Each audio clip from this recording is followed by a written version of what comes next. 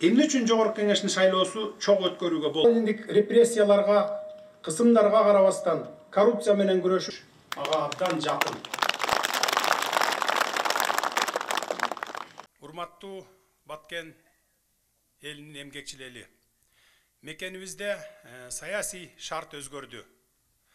Кайрадан дагы бир жолу башынан кыйын кезеңди бийлик алмашууну өткөрүп жатат. Бул коомубуздагы бир күндүн ичинде жаралган көйгөй эмес, бир топ жылдардап топтолгон проблема. Бүгүн өлкөбүздө коомдук саясий абал турукташты. Мен негизги иш сапарымды сиздерден баштадым. Мен алгачкы иш сапарымды Баткен жергесинен баштаганымдын эки чоң себеби бар. Биринчиси Баткен элинин чек арадагы эрдиги. Экинчиси Кыргыз элинин сыймыктуу уулу Исхак Раззаков агабыз. Анткени менин тагдырым азыркы тагдырым. Максатым, иштөө принцибим да Исхак Раззаковдун идеялары менен үндөш, ага абдан жакын. Тактап айтсам, биринчиден анын туугандарына улуу ата мекендик согуштан кийинки ураган мамлекет бүлүнгөн чарбаны оңдоо тагдыры туш келген. 1945 жылдан 1953 жылга чейин министрлер кабинетин жетектеген. Азыркыча айтканда премьер-министрдин кызматы болгон. Андан кийин 1953 жылдан 1961 жылга биринчи секретарь же мамлекеттин башчысы болуп иштеген. Дал ушул жылдары Исхак Раззаков өлкөнүн экономикасын калыбына келтирип, аны көтөрүүнү, согуштан кийинки ураган башкаруу системасын оңдоону колуна алган. Экономиканы оңдоп эле койбостон, ал ири курулуш иштерин, ири долбоорлорду ишке ашырган. Менин да тагдырыма өлкөнүн бүгүнкү акыбалы туш келди. Тагыраак айтсам, пандемиядан кийинки каржалган бюджет, мамлекеттик башкаруу системасындагы ашыкча бюрократия менен коррупция, башка өлкөлөрдүн биздин өлкөгө туура келбеген, орусча айтканда бардак идеялары, парламенттик партиялык системадагы башаламандык жана башка ушул сыяктуу мезгилге туш келдим. Урматтуу замандаштар, жалпы элдин, сиздердин жардамыңыздар менен мен ушуларга каршы баары менен күрөшөйүн деп жатам. Мага сиздердин чоң колдооңуздар керек болот. Урматтуу мекендештерим, Раззаков менен мени байланыштырган эки себеп. Бул анын атактуу сөзү, менин принцибиме толуктал келет. Раззаков сталиндик репрессияларга, кысымдарга карабастан коррупция менен күрөшүп, таза иштөө принцибин мамлекеттик башкаруу системага киргизүүгө аракет жасаган. Мен анын сөзүн ураган катар айтсам, сен таза болсоң, мен таза болсом, коом да таза болот деген. Сөз билген адам нарк күтөт. Ошондуктан эл ичинде төбөсү көрүнүп баш көтөргөндөр кандай кызматка келбейли жигиттин сөзү жерде калбоого тийиш. Бул биздин элдин наркы. Мен бардык ишти салмак менен карап жатам. Бул сөз элдин кызматына келген адамдардын маңдайында илинип турсун. Ташка тамга басылгандай таамай айтылган сөздү 70 жыл каалагандай колдондук. Баркын кетирдик. Ошондуктан бул сөзгө аяр мамиле жасоого чакырам. Ушул сөздү бир жолу колдонгон адам аны аткарууга сөзсүз милдеттүү деп эсептейм. Бардык жетекчилерге кайрылгым келет. Урматтуу жетекчилер, эл баарынан улук. Кол баштоо кыйын эмес. Ер жүрөк жигиттер болсо, жол баштоо кыйын эмес. Ээрчиген элиң болсо дейт. Элибиз мамлекетибиздин өсүп өнүгүшүнө чиновниктер менен мамлекеттик кызматкерлердин коррупциясыз таза иштөөсүнө суусап турат. Ошондуктан бардык жетекчилерден бекем саясий эркти көрсөтүп, коррупция менен күрөшүп, таза иштеп, бизди карап турган элди баштап кетүүгө чакырам. Мен ушуга аттандым. Максатым Кыргызстанды коррупциядан арылтып, жакынкы келечекте анын туруктуу өнүгүүсүн камсыз кылуу. Урматтуу Баткен жергесинин кадырман эли. Баткен элинин акыбалы, чек арадагы каармандыгы өзгөчө көңүл бурууну талап кылат. элдин жашоосу чоңдордун бул аймакка дээрлик аз келиши, бүтпөгөн чек ара чырлары менин көңүл чордонунда дайыма турат. Баткен Кыргызстандын картасындагы эң алыскы точка. Эки мамлекет менен чектешкен саясий стратегиялык аймак. Мамлекеттин чек аранын сакталышы үчүн биз Баткенге ар дайым өзгөчө көңүл бурууга милдеттүүбүз. Анткени Баткен облусунда башкача аймактарда жок көйгөйлөр бар. Ордунан жылбаган чек ара маселесине келгенде сабырдуулукту көрсөтүп, чек арага чеп болуп жашап келесиздер. Какыраган ээн талааны, шамалдуу чөлдү, таштактуу жерди күжүрмөн эмгек, маңдай тер менен өздөштүрүп, өрүк зарга айлантып, Баткен күрүчүнүн даңазалап келесиңер. Чек ара маселесине токтоло кетсем. Мага 2 жылдын ичиндеги инциденттердин баары колума келип түштү. 21 жолу болгон экен. Чек ара маселелерин тактоо иштери боюнча эки мамлекеттин ортосундагы комиссиялардын ишин көрдүм. Чек ара аймактарын өнүктүрүү боюнча мамлекеттик программанын аткарылышы боюнча маалыматтарды алдым. Баары менен таанышып чыктым. Биринчи келген күнү ушу чек ара маселесине көңүл бурдум.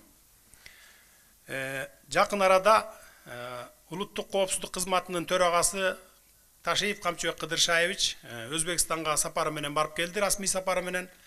Ушу чек ара маселеси боюнча сөз болду. Кудай буйрса, чек ара маселесин Өзбекстан менен дагы, Тажикстан менен дагы тынчтыкта, ынтымакта сүйлөшүүлөр жолу менен чечип алабыз. Элдин, мамлекеттин кызыкчылыгына чечилет сөзсүз түрдө. Мен бул боюнча Камчыбек Кыдыршаевичке тапшырдым. Мындан ары буга чейин первый вице же болбосо вицелердин бирөө чек ара маселеси боюнча комиссиянын төрагасы болчу.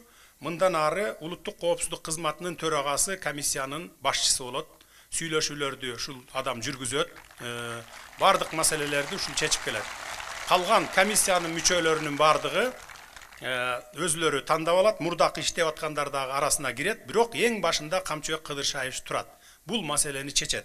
Биринчи Өзбекстан менен чечебиз буйрса, андан кийин Баткенге келип Тажикстан менен чечебиз. Буга кичине убакыт керек, күтө турасыздар. Эми ар ким айтышы мүмкүн. Мен чек ара кызматын Улуттук коопсуздук кызматына өткөрүп берем деп атам. Мыйзамдуубу, мыйзамсызбы, адилеттүүбү, адилетсизби, туурабы, туура эмеспи, аны мени сындайт, тепкилейт, туура кылып атат, туура эмес кылып атат дегендер чыгат. Бирок ал сындарга, тепкилегендерге 1 ай тепкилейби, 2 ай тепкилейби чыдаймын. Анткени бул биздин элдин жана мамлекеттин коопсуздугу үчүн, мамлекеттин кызыкчылыгы үчүн бүгүн керек нерсе.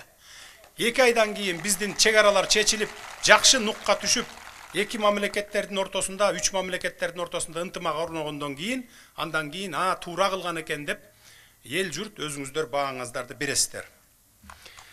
Учурдан пайдаланып, өкмөттүн өкүлүнө тапшырма бере кетели. Ушул программада белгиленген социалдык объекттер сөзсүз бүткөрүлсүн.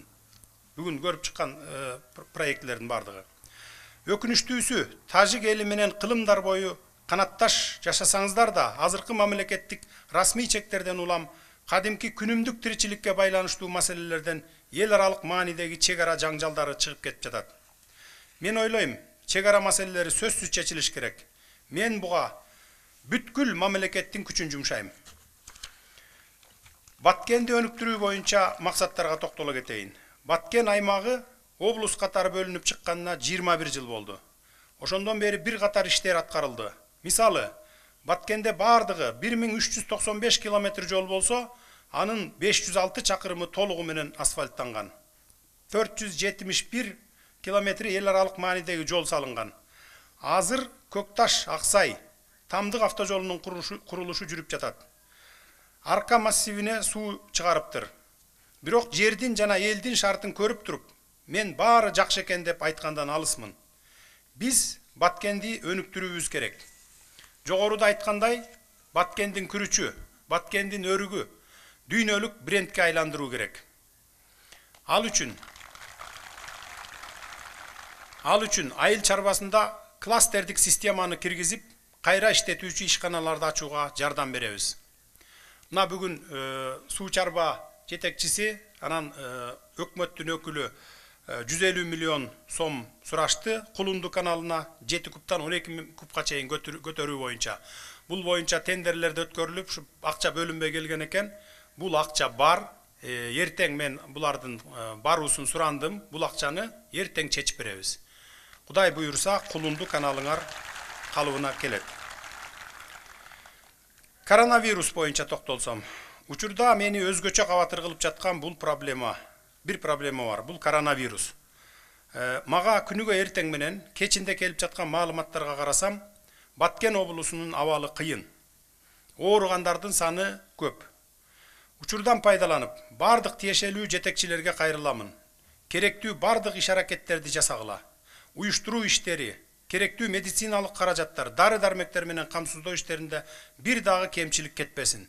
Дагы бир жолу жакшылап караңыздар. Керектүү дары-дармектер толугу менен жетиштүү, Бишкекке сураңыздар, жибериңиздер, берилет. Бардыгын айттык, бүт областтарга жеткирип берилет. Мындан сырткары дагы Кудай буйурса жакында өнөктөш мамлекеттерден дагы күтүлүп жатат. Бардык дары-дармектер жетиштүү болот. Мындан камсанабаңыздар. Урматтуу жарандар, сиздерге айтарым. Статистикалык маалыматтар боюнча учурда каза болгондордун арасында улгайгандар көп болуп жатат. Жайында ата-энелерибизди изоляциялап, жакшы караганбыз. Азыр аны унутуп бараткандайбыз. Той топурду баштадык. Тойдон келип ата-энелерибизге жугузуп жатабыз. Ошондуктан колдон келишинче кыскартсаңыздар. Жакындарыбызды аяйлы, сактайлы, оорудан коргойлу туугандар. Анан мына эми бүгүн айтышым мүмкүн, той топурду азайткыла, чогулушду азайткыла деп коюп, мына Баткен элине келип чогулуш уюштуруп атат деп. Сындайт дагы, бири-бирине жакын отурду деген сөздөр болот. Эмне үчүн Баткен жергесине келип атам биринчи? Анткени чек ара маселесинде эки мамлекеттин ортосунда жаңжал чыгып кетип атат. Улуттар аралык жаңжалдар бар. Мына оорудан дагы булар өтө коркунучтуу болуп турат да. Ооруну жеңсек болот. Ооруну медицина кызматкерлери жеңет, өзүбүз жеңебиз, сактанабыз дегендей. Эки мамлекеттин ортосунда чыгып кете турган жаңжал болсо, улуттар аралык болсо, муну токтотуш кыйын болуп калат, күчөп кетсе. Ошондуктан мен сиздердин алдыңыздарга келип отурамын.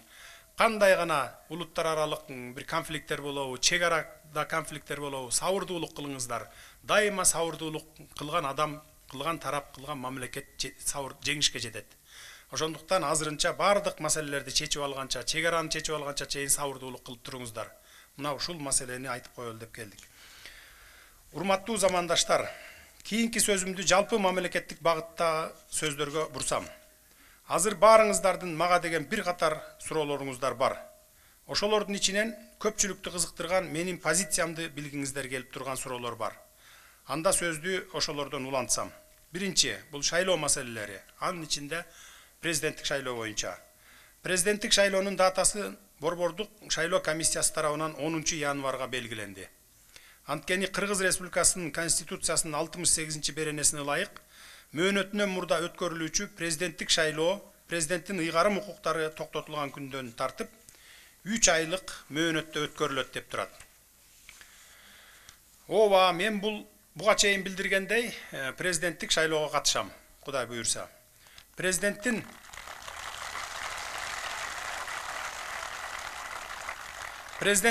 ыйгарым укуктарын аткарып жаткан адам мөөнөтүнөн мурда президенттик шайлоодо президенттин кызмат ордуна талапкер болууга укуксуз.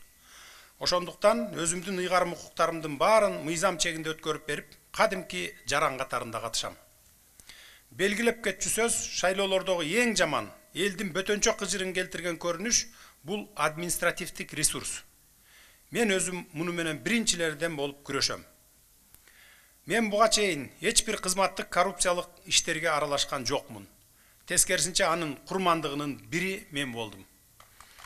Элдин үнүн бийликке жеткирем деп жүрүп камалдым. Бирок Кудай бар экен, элим бар экен, баарын ордуна коюп койду. Элден айланса болот, баарыңыздарга түбөлүк башым ийип таазим этемин.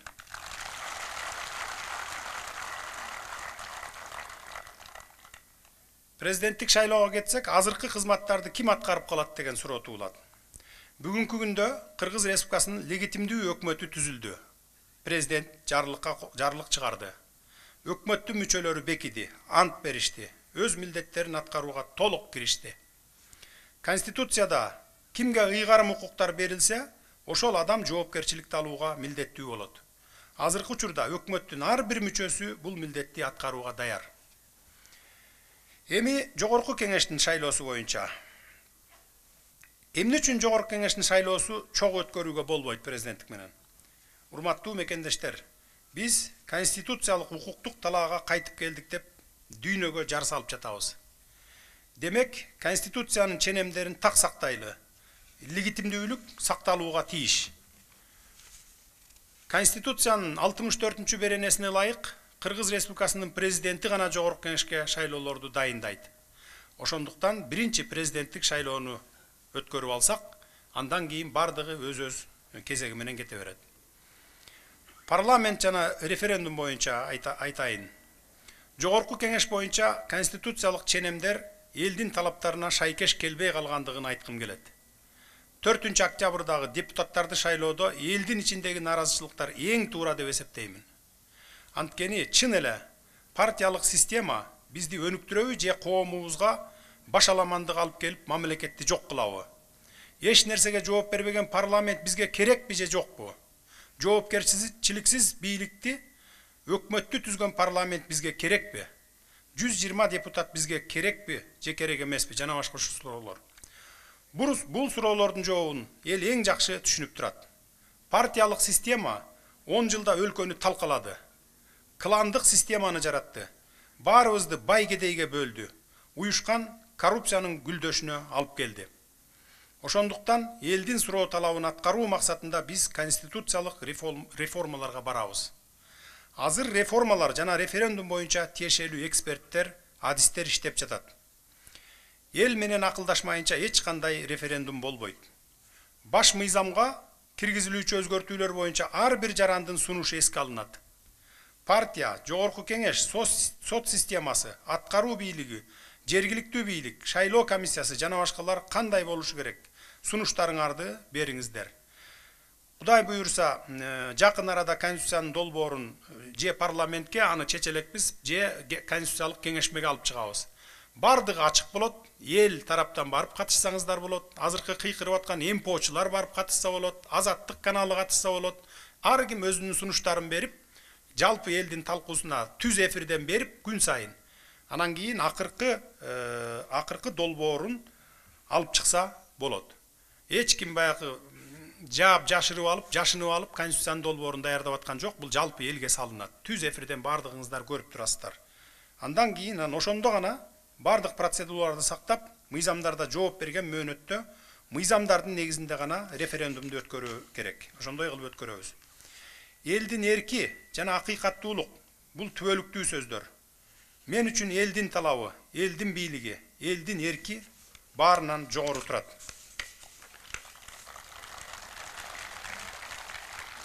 Урматтуу мекендештер, элдин дагы бир чоң талабы бул адилеттүүлүк. Айрыкча сот акыйкатсыздыгы жарандарыбызды кыйнап өттү. Өтө бийик квалификациялык талаптар коюлуучу сот системасына сабатсыз, күн карама адамдар иштеп жатат. Албетте баары эмес, бирок басымдуу көпчүлүгү. Анын кесепети карапайым калкка оор тийип жатат. Менин максаттарымдын бири сот жана укук коргоо системасын реформалоо, эл аралык стандарттарга теңдөө. Же биз диктатордун кулу болушубуз керек, же биз мыйзамдардын кулу болушубуз керек. Албетте мыйзамдардын, адилеттүүлүктөрдүн диктатурасын орнотобуз. Эч качан бир адамдын диктатурасы орнобойт. Аны орнотууга биздин өзүбүздүн кыргыздардын, кыргыз калкынын, Кыргызстанда жашаган бардык улуттардын жол бербейт да аларга. Муну биз 30 жылдан бери 3-чү жолу көрүп жатабыз. Ошондуктан дүйнөлүк коомчулук, эл аралык уюмдар жана МПОчулар диктатура болот, эртең Түркменстан болуп кетет дегенден алыс болууга чакырам ошолорду. Анткени мына 30 жылдан бери 3 жолу кыргыз мамлекети, кыргызстандыктар муну далилдеп койду. Учурдагы карапайым элге көп таасирин тийгизбеген, бирок жалпы мамлекетибиздин аброю үчүн чоң маселе турат. Ал мамлекетибиздин эл аралык таанылышы. Мамлекетибиздеги бийликтин легитимдүүлүгүн чет мамлекеттердин, чет элдик уюмдардын таанышы. Бул бизге абдан керек. Учурдан пайдаланып, дагы бир жолу баса айткым келет. Буга чейин болуп өткөн 2 жолку революцияда мамлекетибиз бир топ убакытка чейин укуктук талаага кире алган эмес. Бул жолкуда бардык бийлик бутактары биздин өлкөдө мыйзамдуулуктун үстөмдүгү бар экендигин көрсөтүп, укуктук конституциялык талаага кыска аралыктын ичинде кайтып келди. Өлкөдөгү бийликти өткөрүп берүү процедурасы конституциялык ченемдерге ылайык тынч өттү. Өзүңүздөр көрүп отурдуңуздар, 2005 жылкыдай, 2010 жылкыдагыдай президенттерибизди кууп жиберген жокпуз.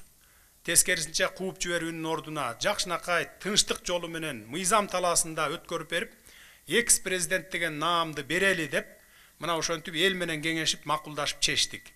Экс-президент деген наамды бүгүн Сооронбай Шарипович Жээнбеков алды. Муну мен өзүм дагы 30 жылдан бери бир экс-президентибиз пайда боло элек, экөөнү кууп ийдик, бирөөнү түрмөгө тыктык, экисин алып койдук деген ушундай бир окуялардан кийин мен өзүм дагы ырым кылып, элди дагы макул кылып ошо жердеги экс деп калтыралы, мындан ары ырым болуп ушу экс уланып кетсин, мындан кийин төңкөрүштөр болбосун, элдик толкундоолор болбосун, бийлик тынчтык жолу менен, шайлоолор жолу менен алмашсын деп ушуну ырым кылып атай ушундай кылып жасадым. Кудай буйрса мындан ары экс-президент деген уланат. Бул Кыргызстанда саясий аң сезимдин өскөндүгүн, саясий маданият калыптангандыгын далилдейт. Учурда өлкөдөгү коомдук саясий кырдаалдын толук турукташкандыгын билдирем. Ошондуктан мындан ары бардык саясий процесстерге конституциялык укуктук ченемдер, мыйзамдуулук бекем сакталууга тийиш. Урматтуу замандаштар, экономика жаатында кыскача сөз айтсам. Бизде баары жакшы дейбиз. Таза суулар чыгарылып жатат. Ирригациялык курулмалар салынып жатат. Авариялык мектептердин курулушу жүрүп жатат. Баардык жерге интернет жеткирилген. Жолдор салынып жатат. Баары пландуу жүрүп жатат. Пенсия, пособия, айлык акы өз убагында берилип жатат. Экономикалык көрсөткүчүбүз ИАЭС өлкөлөрүнө караганда бир топ жакшы. Эл аралык талаптарга жооп берген, экспортко багыт алган ишканалар көбөйдү. Коронавирустан деле башка мамлекеттерге караганда акыбалды тез оңдоп кете алдык, жана башка маселелерди өз алдынча жүрүп жатат. Анда эл эмнеге нааразы деген суроо туулат. Эл жогорку кеңештердин депутаттарынын деңгээлине нааразы. Эч бир жоопкерчиликти албаган жогорку кеңешке нааразы. Аткаруу бийлигинин жоопкерчиликсиз мамилесине нааразы. Чакан жана орто ишкерлерди колдоп коргобой, ири магнаттарды гана колдоп жатканына нааразы. Пайда бербеген мамлекеттик мүлктү башкара албаганына нааразы. Мамлекеттик аппараттын көптүгүн эмес, анын маселени чечпеген, мажрөө иштеген ишине нааразы. Айта берсе абдан көп, бюрократияга нааразы. Ушунун баарына тоскоол болгон бир гана коррупция, чиеленишкен коррупция болуп атат. Коррупцияны эл жасабайт, аны эл кызматындагы адамдар жасайт. Кыргызстандын эли, жарандарыбыз коомдук жашоонун бардык процесстеринин чордонунда болуп келген жана боло берет. Бара-бара коррупцияны жок кылабыз, Кудай буйрса. Ошого сиздердин жардамыңыздар керек болот. Ошондуктан менин максатым биринчи, шайлоо процессин реформалоого барабыз. Коррупцияга каршы реалдуу стратегияларды жасайбыз. Укук коргоо органдарынын структурасын өзгөртөбүз. Жазык мыйзамдары толугу менен реформаланат. Мамлекеттик секторду түп тамырынан бери өзгөртөбүз. Структурасы, саны, функциялары, талаптары жана башка бардыгы өзгөрүлөт. Сот системасы толук реформаланат. Менчикти коргоо, бюджеттин пайдасына чечүү жана башка маселелер чечилет. Салыктык реформаларды жасайбыз. Бажы тармагында толугу менен кадрдык реформаларга барабыз. Ички экономиканы либералдаштырууга барабыз. Тышкы экономикалык иштерди толук либералдаштырабыз. Ички булактардын резервтерин чыгарабыз. Кыйналсак дагы бюджетибизге жараша жашаган өтөбүз. Мамлекеттик мүлктү менчиктештирүү, улутташтыруу жана башкаруу жаатында реформаларды жасайбыз. Бизнес ачууда уруксат жана лицензия берүү иштери толугу менен реформаланат. Жер казынасы элдин байлыгы, ал элге гана иштейт.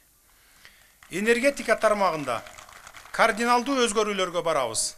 Сапаттуу жана заманбап билим берүү системасы киргизилет. Коомдук саламаттык сактоо чөйрөсү материалдык жактан гана эмес, элдин иммунитетин көтөрүү багытында реформаланат. Социалдык коргоо чөйрөсүндө даректүүлүк күчөтүлөт. Башкысы демилгелүү жаштардын баарын мамлекеттик аппаратка иштегенге тартабыз. Баарыбыз бир гана мамлекеттин өнүгүшүнө кызмат кылышыбыз керек.